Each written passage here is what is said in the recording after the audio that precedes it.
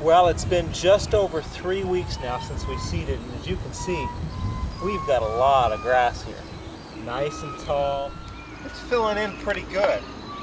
Last week about this time, what I did was I went ahead and covered some bare spots that I felt like still needed a little bit of seed. Maybe I didn't cover them initially as well as I needed to. And those are now just a week old. You can see that some areas still a little bit thin. And like I said, those are coming back up with some new seed. And then I've got some areas here with the soil that I brought in that are slightly weedy. When we started this project, if you remember, I had some low spots I wanted to cover. Well, I got those covered, and what I did is I brought dirt in. I learned something this way. In the springtime, any dirt that you bring in, you might as well expect that you're just going to get weeds with it.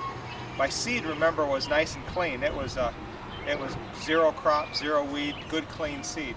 But what happened is, when I brought that soil in, that soil came with a whole host of weeds. Where I put more soil, I have more weeds. And honestly, it kind of looks pretty ugly when you look at all those weeds. Well, what should we do about that? We're going to do a couple things. We're gonna as I go out, I'm going to pick them a little bit here and there. But really, what I need to do is I need to wait about 3 or 4 mowings, and then once the grass is nice and established, I can kill the weeds. So they're going to look bad for a little while, and that just comes with the territory of bringing in new soil. It's just something we got to live with, especially in a spring planting. Another thing that you could do if you want to bring soil in and if you have time, and sometimes spring you don't have that window, is bring the soil in and then wait a week or two and then go ahead and kill the weeds.